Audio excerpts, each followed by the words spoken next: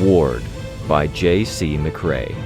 A production by Parahuman Audio. Performed by a cast of fans and volunteers. Please visit parahumanaudio.com to learn more. Thank you and enjoy.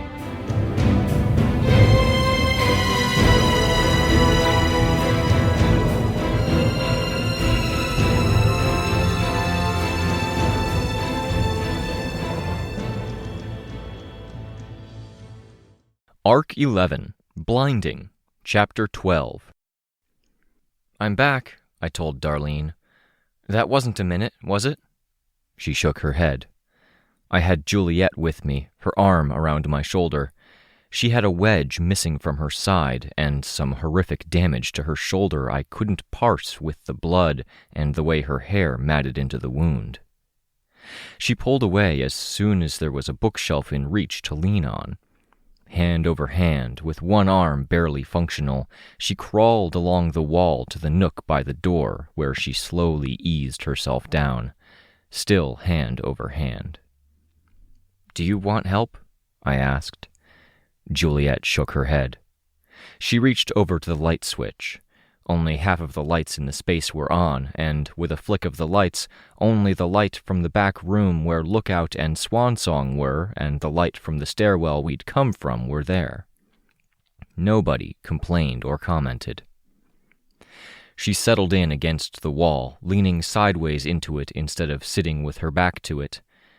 I was wary as I watched. There was something about how quiet she was and how rigid Darlene was that made me feel like Juliet was a powder keg about to go off. I had no point of reference. I didn't know much of anything about her except that she and her brother didn't get along, and the feeling persisted because there was no way she could be like that and not be bottling up emotion, ready to vent it at the next or nearest excuse. She pulled out her phone from her pocket. The screen glowed in the dark.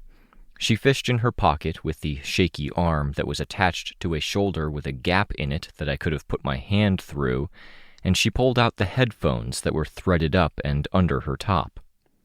I saw it coming as soon as I saw the glimpse of blue at her side, where it looked like a triangle had been taken out of her. The headphone cord had been severed. Her hands shook as she held the severed cord. Do you want mine?" I asked. "My earbuds?" She nodded once, a single jerk of the head. I pulled mine out. Rather than approach, I tossed them to her. In taking them, she turned further away from me, as if she had to move away from giving a thank you, refuse my existence further because I'd supplied that help. "Antares?" Darlene asked, a question in a small voice. One eye on Juliet, I found my way to Darlene's side, crouching down. Juliet plugged the earbuds into both phone and ears. Her head leaned against the wall as she stared down at the screen, the blue light illuminating a pale face with drops of red at the side. Spray. Darlene, at least, seemed to relax as Juliet did. I touched her shoulder and felt her start at the touch. I peeked in on Lookout and Swansong. Capricorn is helping them. I may have to go help him again. "Don't leave," she said, her voice small. I slumped against the wall, going from a crouch to a hard sit. She reached out, trying to hug me, and I pulled her a bit closer, which provoked a headshake. It took a second to find a position where she was comfortable, not being too far from Aiden, her back pressed against his, her head in my lap even though I wasn't a person she knew. My heart was pounding like I was in the middle of a fight, my thoughts were chaotic, and I was just sitting, trying to figure out how to handle this, worried that I was somehow doing this wrong. "Lookout," I heard Byron. "Lookout, stop." Lookout came around the corner, hobbling on one leg, a hand at the wall. The other leg she was using terminating at the ankle. She set the stump down, reached out to the wall for support, and paused as she looked at Darlene, Chicken Little, and I. Byron came around the corner, checking. I signaled that it was okay, even though I wasn't sure it was. "Don't touch him," Darlene told Lookout, sitting partially up. There was a panicked note in her voice. "You can't touch him." Silent, Lookout started forward again. "Lookout," I said. There was a grim kind of determination as she made her way forward, more extreme than a limp. I started to rise, but hesitated when she went straight past Chicken Little. I had to catch her as she half-crouched, half-collapsed, landing between Darlene and I. I eased her the rest of the way down. "Thank you," she said, quiet. Just past her, Darlene looked wary. "You can't run on that leg," I said. "It doesn't hurt," she said. There was a pause. "It hurts a lot, but putting weight on it doesn't hurt. It's frozen like it is." Darlene nodded. "This is doable," Lookout said. "I've been hurt worse than this. Not that I want to say it's minor, because it's not. I want to sympathize and—" She'd been hurt worse than this? With her parents? I found that really hard to imagine. Or not physical pain. "Okay," Darlene said, her voice tight. Lookout was tense, fidgeting. "Can I get you anything?" I asked. "Either of you?" Darlene shook her head. She didn't, I noticed, insist that I stay. "My Lookout started. I caught the hitch in her voice. "My helmet. I was thinking about what I was going to say when people showed up, and can you help with my helmet? She reached up with both hands. One hand had a thumb missing. The other had been cut at a diagonal. There was nothing except a triangle pointing to the corner nearest where the pinky would be. I hadn't seen, glimpsing into the room before letting Capricorn handle our teammates, turning my attention to Juliet. I felt guilty having left Kenzie, but I would have felt worse making a promise to Darlene and not following through. "I have it," I said. I tried to find the clasps. "I thought what I'd say, and it sounds weird now that I'm here, but watertight bodysuits really suck so much when you're sweating a lot. I feel like I'm swimming in here, and it's full up all the way to the neck. Is that gross? I'm sorry if that's gross. I don't know why I fixated—" Another hitch of the voice. "It's okay," Darlene said. I didn't have words. I just focused on the helmet. I found the clasps and opened them. She was sweating profusely, but I wasn't sure that sweat was responsible for the moisture at her cheeks. Saying something or pointing out how out of sync that was with the smile on her face would have been betraying a trust, however. My first concern was in mitigating the damage. Kenzie and Darlene, and then Chicken Little, who was lying a short distance away. Was it making things worse, Kenzie being here? I didn't have the best read of Darlene or Chicken Little. Kenzie sat beside me, her back to the wall. Darlene lay on her side, propped partially up because to do otherwise would mean her head was in Kenzie's lap. "When help comes, you might need to put that helmet back on. Darlene, your mask, too. I know it sounds like the dumbest thing ever when things are like this, but it could be a lot of people, and once your face is out there, then your secret identity is kaput." That got me a solemn nod. "Are you okay?" Kenzie asked. "Not very," was Darlene's response. "Capricorn warned me Chicken got hurt." "Apparently," I said, quiet, because I wanted to make my voice heard now, before the conversation reached a point where it was too much of an intrusion. "They hurt him. We couldn't stop them. He can't see or hear much now," Darlene whispered. Matching Darlene's volume, Kenzie said, "Can you? I know it must hurt to be connected. You and Chicken?" A tighter tone of voice, defensive. "You and me, silly. I want to help him, but—" Lookout reached down, using the left hand that was only 4 fingers, no thumb. Index and ring finger went beneath Darlene's arm, while middle and pinky went over.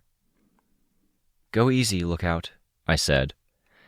Darlene resisted a bit as Kenzie lifted the arm, but didn't fight as it was moved toward Iden instead. "Help me help him?"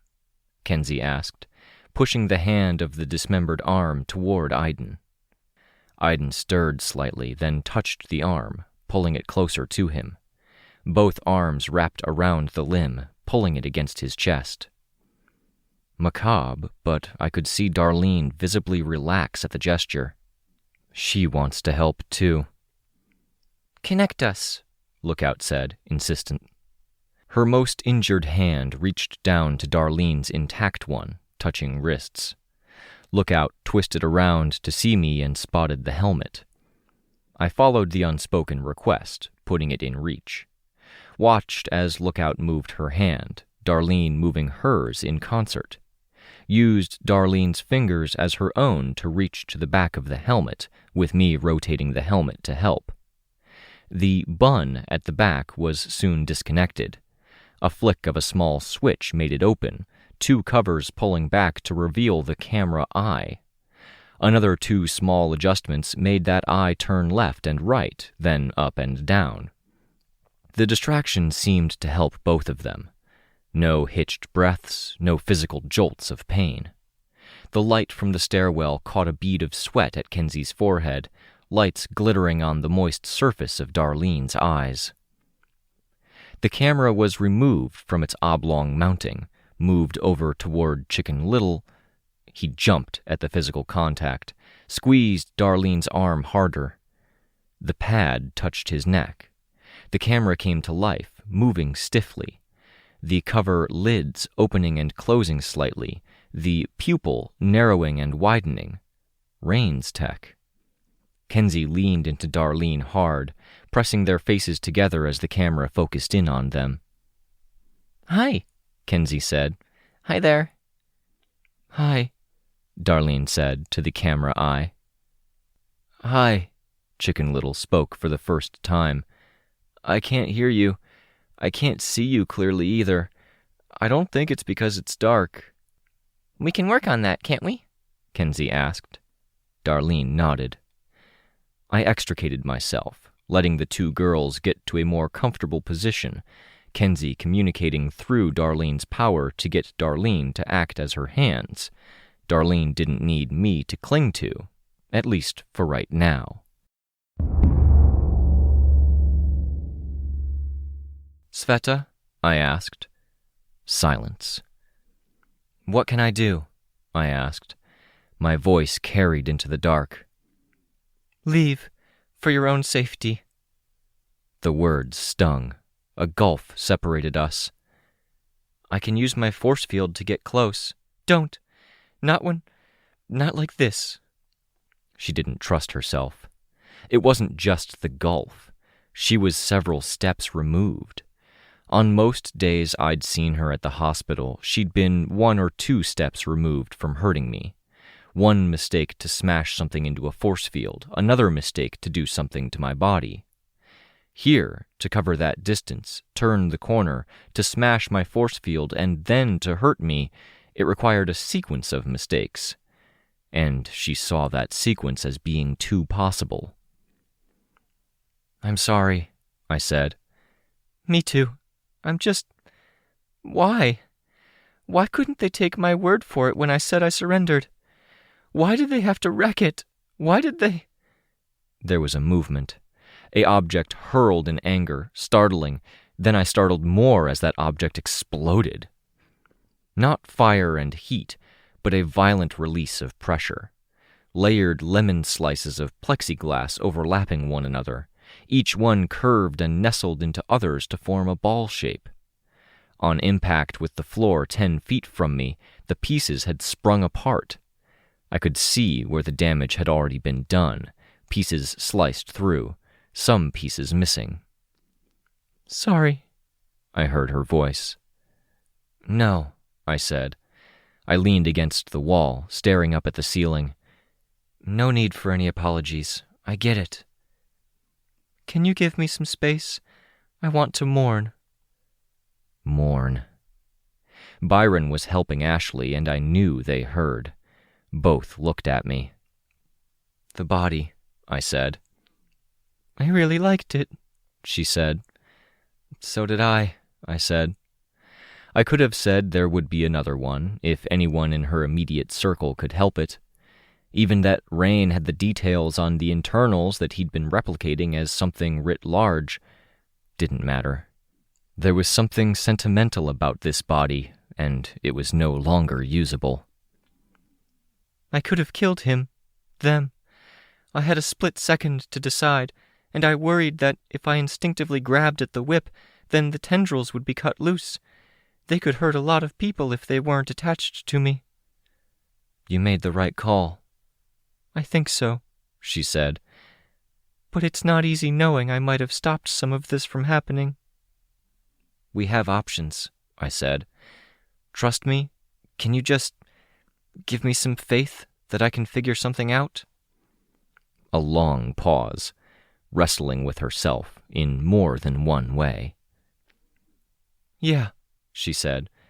"Just some space until I trust myself." "I'll be back to check on you soon," I said. I knocked on the wall as I left. I had to walk around bookcases to reach the table where Ashley and Byron sat. The table had been moved so that Ashley could watch Kenzie's group. About 10 feet away, Floor was handcuffed to a desk, a professor's desk fit for the front of the classroom, with the internal shelves and drawers. Her legs were stacked against the wall, and she hunched forward, hair hanging down as she tried to tear open the wrapper from a treat from the vending machine with her teeth. She'd been supplied with a lot of things, and for now, that seemed to be keeping her content, much as Juliet's phone was allowing her to tune out. Treats and battery life were finite, though. "Status?" I asked Byron. "The rest of Team Blue is arriving soon. We got a status update from Vista. We were debating calling emergency services or which teams were even available," Byron said. I could see the toll that this dark place was having on him. He sat closest to the glow from the back room where Swansong, Lookout, and Floor had been stowed. His brother was hurt, and he had to be acutely aware of that. "No emergency services just yet," I said. "There's not a lot they can do. Let's wait for our reinforcements first, regroup, make sure we know exactly what we need. But people will have to show up to do cleanup. This much blood is a biohazard. The more injured people are going to need fluids and blood. We'll have to arrange it so we can brief them on the scene before they walk in. Floor, Sveta, too many dangerous scenarios." Byron nodded. "Good, that sounds right." "Swansong?" I asked. Possibly wary of a trap, Cradle had been less sure of the strikes he had delivered to Ashley. Marks cut into thigh but didn't penetrate all the way. One mark cut into the prosthetic hand. Once one leg had been severed at the calf, he had stopped. Tristan had supplied a peg leg, with the raw end of the stump set into a blunted spike of stone with a growth meant to reach around the calf. Strips of her dress bound it to the leg. She sat in a way that had her leaning back, trying to look casual and failing utterly with the darkest of looks in her eye, as she surveyed everything around her, the various kids in particular. "It's fine," she said. "Works." "Did you get painkillers?" I asked. Byron had found some in a kit. "I don't know if they're okay to take with the meds I'm on," she said. "I can search it on my phone if you want." She shrugged. When she turned her head to look at the kids, I could see how drawn her face was, the meager light highlighting the rise and fall of musculature beneath the skin of her face and neck. "Vista reached out," Byron said. "She couldn't get a hold of you?" "I put it in the other room.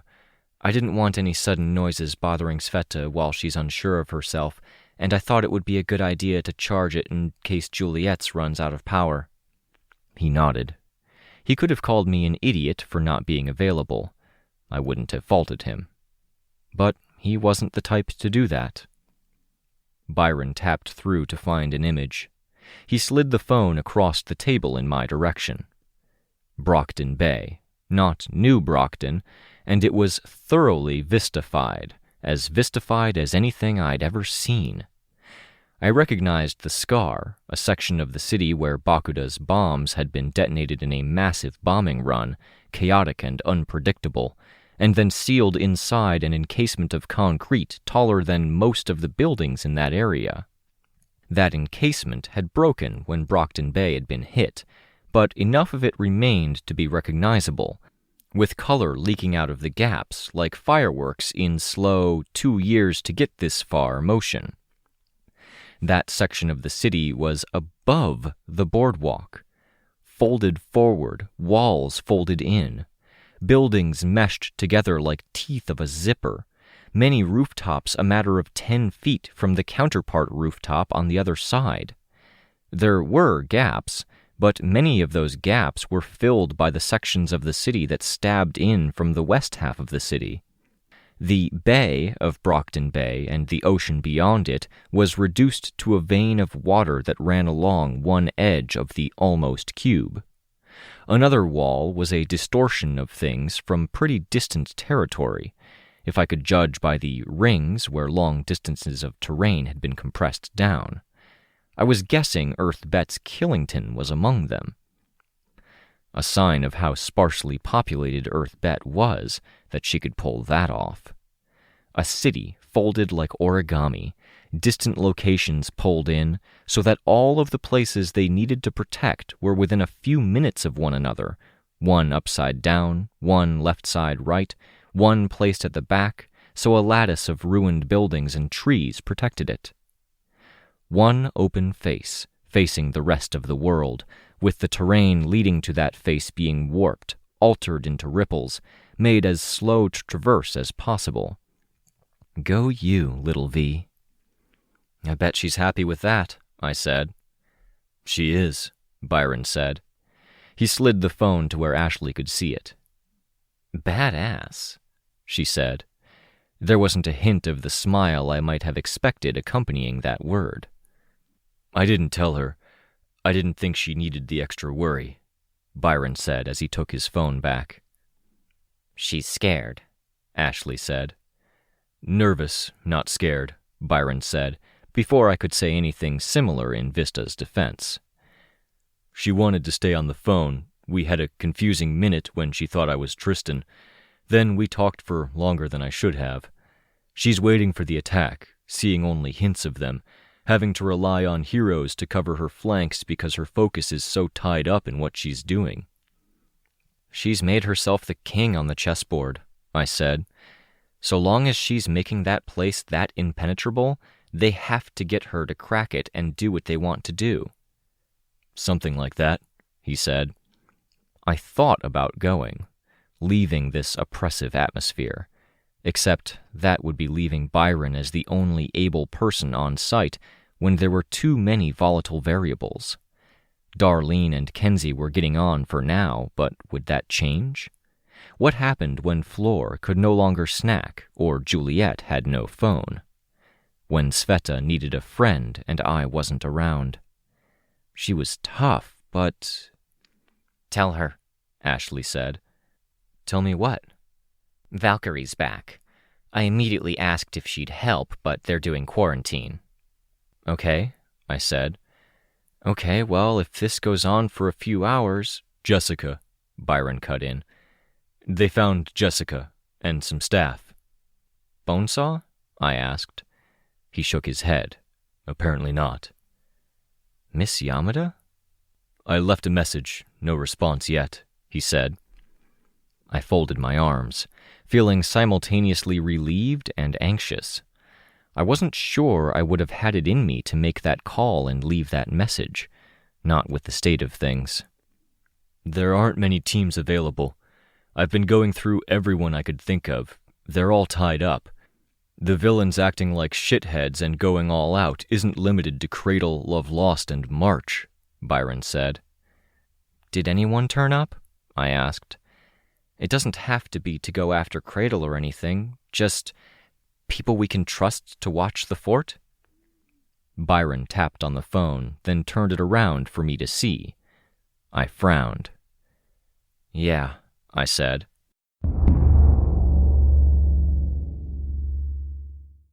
"Kids," I said over the phone. "I've talked to the Undersiders at this point. I've talked to Sveta. I know you've had a long-standing interest in keeping the gears turning and the greater machine working, and I fucking swear, if you screw us on this, if you pull the rug out from under us—" "I'm not going to do that, Antares. But I can't tell you exactly what you want to hear, either. You're right that this isn't okay, but it's also uncomfortably close to taking a side in an internal dispute." "Then take a fucking side. We've put our asses on the line to protect this city. We've gone out of our way to cooperate with you, and people are getting torn to pieces. As far as I can tell, they've refined their mechanisms for tearing people to pieces. Narrower and fatter margins for where the invincibility-immortality effect extends from the wounds. You cannot be okay with this." "Calm down." I started. I stopped myself, lowered my volume, and calmed down, but not because she'd asked. Precipice, Rachel, Foyle, and the heartbroken girls had arrived. Natalie drove her bug, guiding them to the building. I was out in front, standing in the cold, pacing. "Optics matter. If we take a side now, it might hurt everyone later. I'm not okay with this, but as long as it's a feud—" "They went after the Navigators. How is that a feud?" "So long as it looks like a feud, we're reluctant to step in." "You're useless," I snarled the words. "Completely, utterly fucking useless." "In this, maybe. Partially. We can make less overt moves." "Do," I said, my voice hard. "My husband says you threw a wrench into their finances." "And?" "And they're doing a workaround, reaching for other accounts to pay the mercenaries they hired. He can interrupt that, he says. It will add to the pressure, at least until they can pay their hires some other way. It might mean you have less to deal with." I restrained myself from being too demanding. "That's a step?" "Provided," the voice on the phone said, "you take credit. It's an extension of what you started. It will add to your mystique. It casts reasonable doubt when the reality would turn a dangerous amount of doubt toward economy and the man closest to it." The others had dismounted or climbed out of their vehicles. Worried lines creased Natalie's forehead. She hesitated, standing about 20 feet away from me. "We've done you favors," Citrine said over the phone. She said something else, but I was distracted by the sudden approach of Team Blue, who had dismounted and gotten sorted. Precipice, Rachel, Candy, Chastity, Aroa, Foyle. I covered the mouth of the phone. "It's bad," I said. "Hang back a second." "I can deal with bad," Rachel said. With that, she led the heartbroken girls into the building. Precipice and Foyle hung back, Precipice standing next to Natalie. I uncovered the mouthpiece. "I lost you for a second there. Repeat yourself, Citrine?" I saw Foyle fold her arms. "Ahem. Favors. We've done you some. Knowing what Cradle and the associated groups have done, I can promise you that we won't extend any favors his way. The way forward will be hard for him, I think." "I don't think he plans on sticking around long enough that he'd care," I replied. "Aleph aside, no universe is truly isolated anymore. Many worlds have neighbors. If they settle in Earth N, we can apply pressure. If they move to Shin—" I tensed. "Pressure," she said. "We could use that husband of yours on the field, if the stories I hear are right," I said. "He's good enough that he could do it and not leave a trail that leads to you." "He is. Unfortunately, we're being targeted. There are no valid moves on this board that don't put us at risk of being picked off." "Teacher?" I clenched my fist, angry. Is there anything else? She asked. Permission, I said. For? To? To do what's necessary to deal with Cradle, I said. And love lost, potentially others. You don't need permission for that, Antares. Citrine's voice was soft on the other end of the line. No, but I want it, I said. Tell me, if this somehow wraps up and people ask questions, it won't be your people who are putting the screws to us or making us out to be the bad guys, because I know that's happened. The lines always got pushed and tested.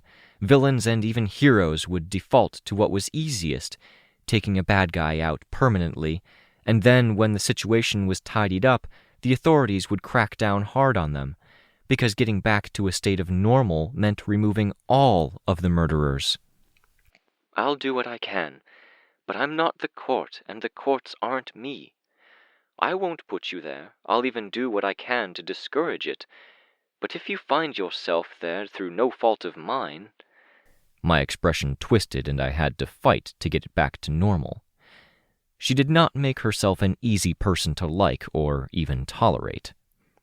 Thank you, Citrine. Some people just arrived. I should look after things here. Good luck.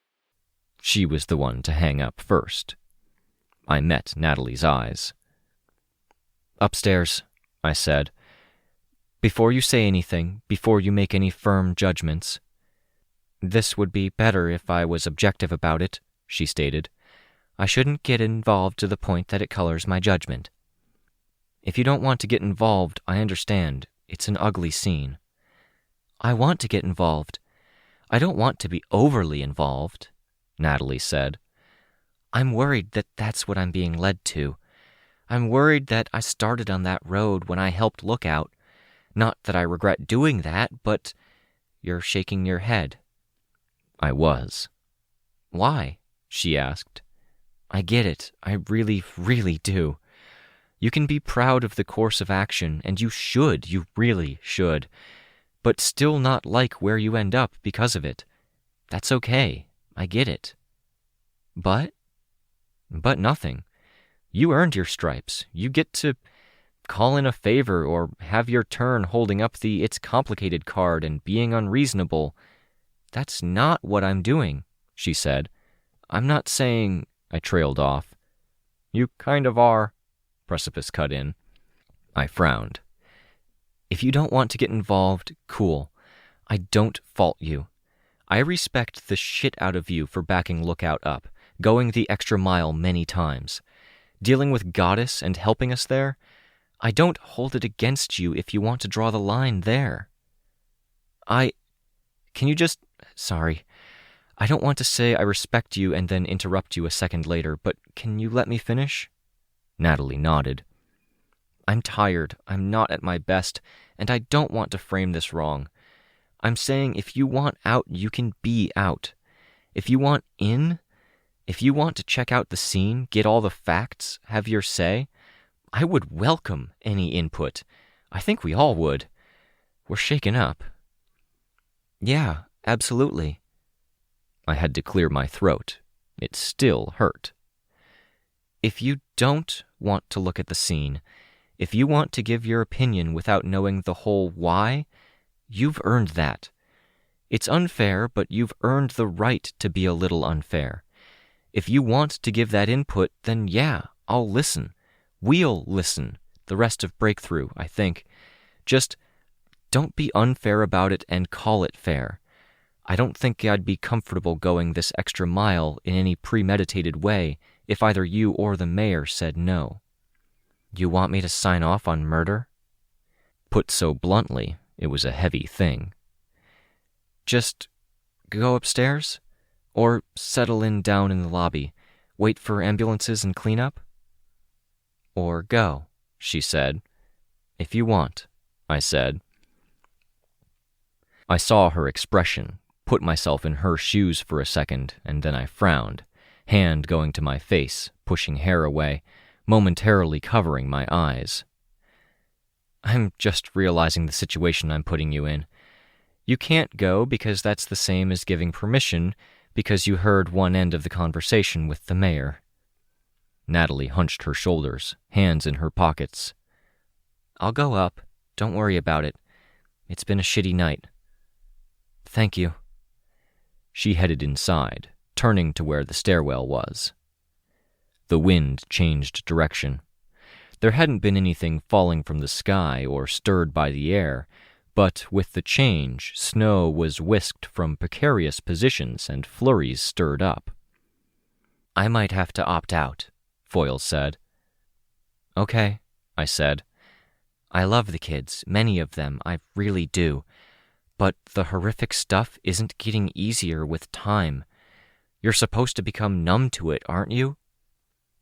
"I don't know," I said. "I'm not becoming numb," Foyle said. "Each time's harder than the last. I'm going to stay down here, keep watch." "Okay. It makes me feel better to know we have someone watching out. Just remember you're being targeted too." "I'll be careful," Foyle said. I nodded. Precipice followed me inside. The door shut behind us, and he put his hand on my shoulder to stop me. His mask glowed blue, the circuit pattern glowing in the unlit lobby. Similar circuits traced his miniature arms. "What's our next step?" he asked. "Vista may have this in hand. It's looking more like we might have to go after Cradle." "What Love Lost said. She fully expects me to turn myself in. This is what she's trying to do, right? Apply pressure?" "I don't think she's in her right mind," I said. "What she's doing and saying don't line up." "Maybe. You're not answering my question." Yeah, she probably thinks you'll give yourself up to undo what was done to all the others. Or she thinks that if those guys are left like this for long enough, they or their loved ones will turn on you." Precipice nodded. "I don't think it makes sense to do, Rein," I said. "I think they've proven themselves unreliable and dangerous, well past the capacity for any kind of deals. If you turn yourself in, they'll let the others suffer just to make you more miserable before they kill you." "I was wondering that," he said, barely audible. "A lot of time spent stuck in a room with them. I can see it." "We'll figure something out," I said. "If we can't figure out a workable plan of attack, we'll go after March and—" I stopped as we reached the top of the stairs. Natalie stood in the doorway. Candy, Chastity, and Darlene were talking. Aroa was with Juliet, and the fact that Aroa had been in what was effectively a car accident when the armored van had rolled was nothing compared to Juliet's condition. The pain was clear, and the blood was everywhere. It didn't help that the lights had been turned on. Kenzie didn't have her helmet on, despite my earlier urging. She sat with Chicken Little while Darlene's family members clustered around her. She didn't seem aware of it, but as seconds wore on, she hunched over more, tension taking over her body, her hands pressed tight between her knees. I touched Natalie's shoulder to get her to move or to get her out of my way so I could act. She reacted, turning, and Kenzie noticed. Either because she was good at putting on a show or because having the right people around revitalized her, Kenzie almost immediately perked up, the signs of pain gone. "Natalie and Precipice," she said, all smiles. "Precipice, I've been using your contact pads for Chicken Little. It's so useful. Can you help me crack this? I think the signal's not translating right." "1 second," Precipice told her. She bobbed her head in a nod.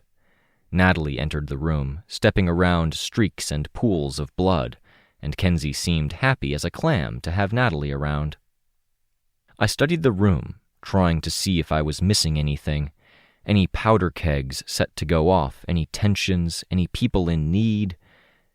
There was one, really. Rein.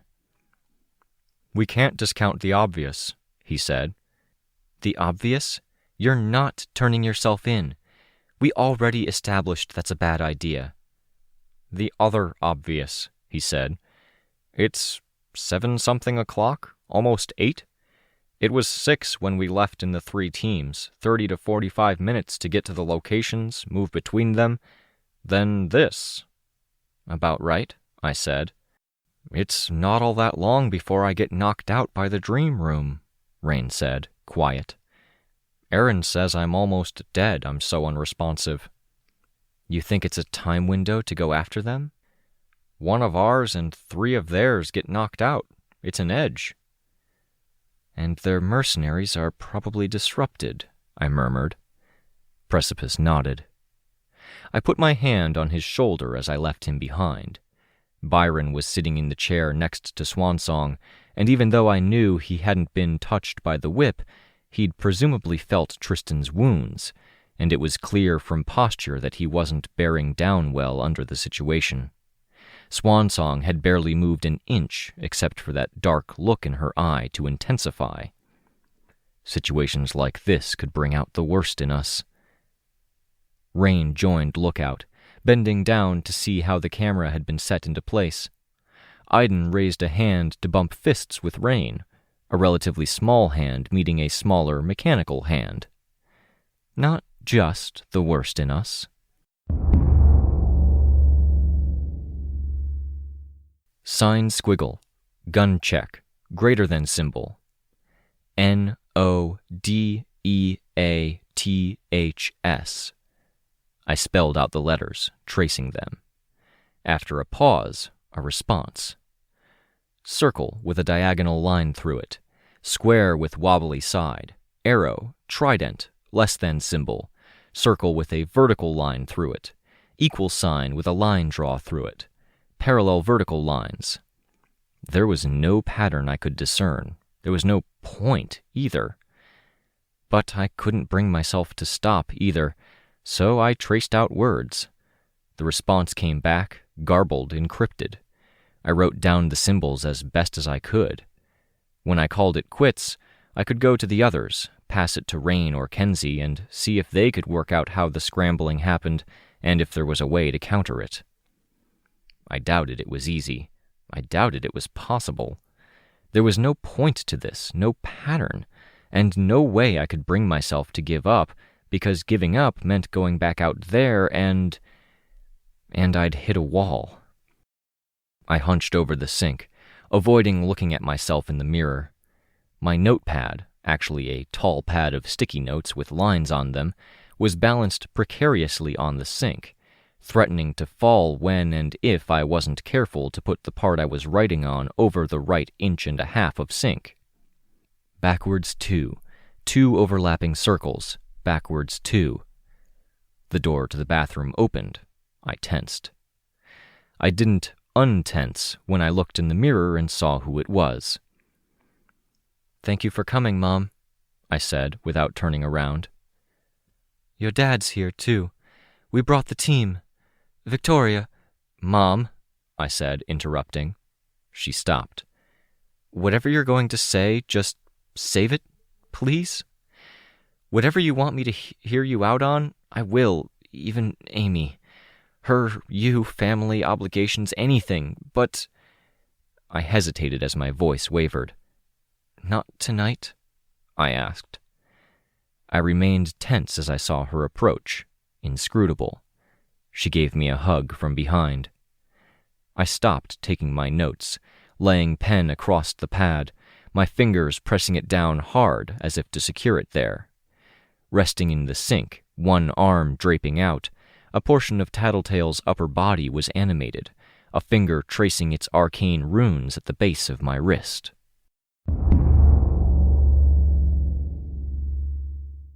"Give this a try?" I asked.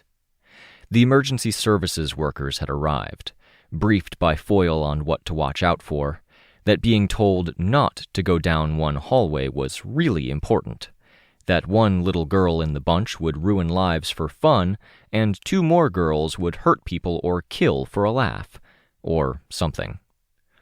My mom's team was helping to guard the location, protect Foyle, protect us. A technology blaster was pacing the area, searching for bugs or anything the other side might be using. A thinker was talking to Lord of Loss and the mercenaries. Even with the warnings, I felt it was best to occupy the hallway. "Yes," Sveta said. "If you need to call it quits, say so," I said. "It's insidious." "It's insidious all the time. If you're right, then maybe." "Maybe," I said. Rein stepped forward. He lifted a hand, then dropped it. At the far end of the hall, under the influence of his power, Sveta endured. My dad, having helped with the heavy lifting, returned to the second floor. The people who had camped out here weren't intending to go to any hospital. That included Darlene and Lookout. Chastity was keeping Rein company while he worked, while Byron had his head down for what I imagined was the nap of the emotionally exhausted. Ashley was with Kenzie, and so on and so on. Solidarity, friendships, bonds, support. I watched from a distance as my dad approached one of the only people who happened to be alone. Candy, who sat with her knees to her chest, while the doctor looked over Darlene's wounds, a handful of feet away. I heard her respond to his question. "I don't like when strange men get close, sorry." I saw him back off, walking away, sitting against a distant wall. He created a globe in his hand, and he rolled it across the floor, to Candy. She stopped it, then rolled it back. It was, of course, a grenade, but he caught it, reabsorbed it, then created another, rolling it. So the back and forth went, a half-dozen times. I floated over. The emergency personnel had cleaned, stitched, and bandaged my foot and tended to some of my other wounds, but they couldn't do much for my throat except to hand me a pack of lozenges and tell me to stop by a hospital when I could. They'd even been gracious enough to re-wrap my burned hand.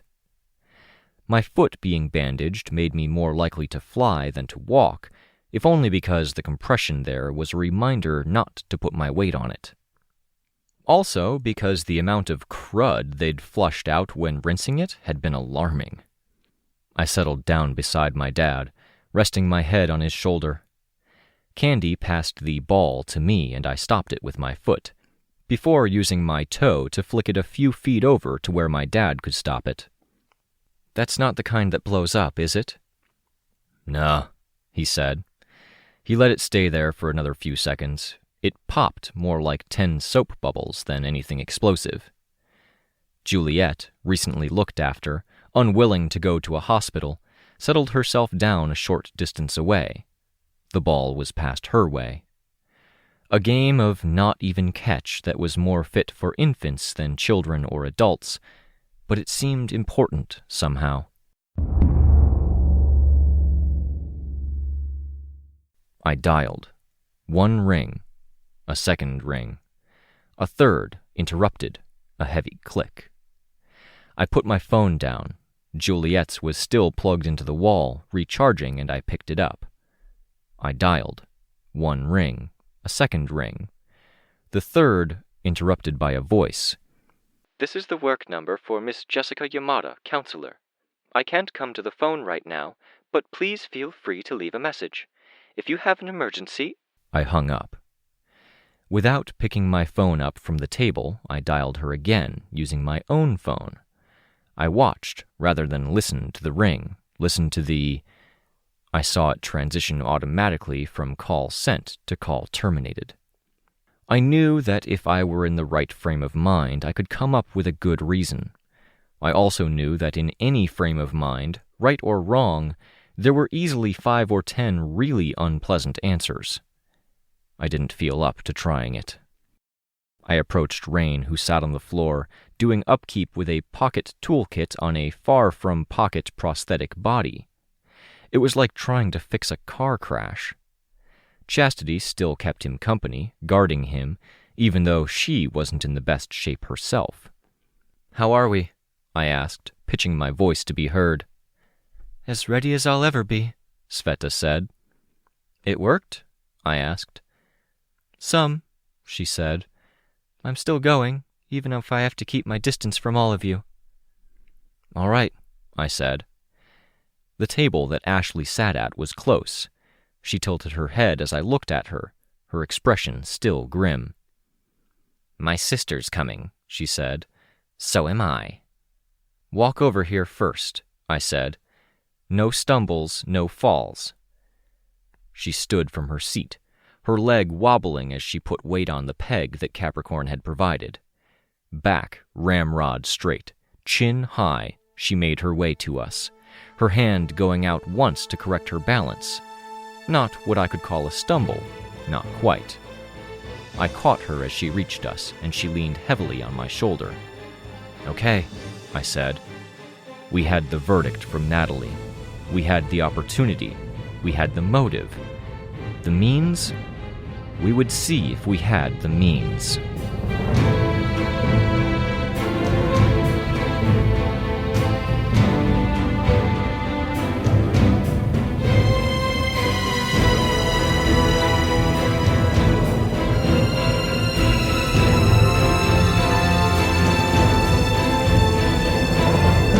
This was a production of Ward by Parahuman Audio.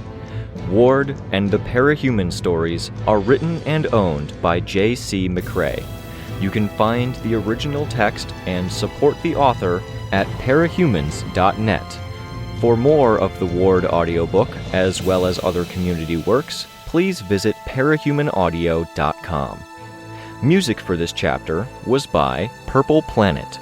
Find out more at purple-planet.com. Editing by The Violet Legacy. Find them on Twitter at The Violet Legacy. Find more of their work at our website. Thank you for listening.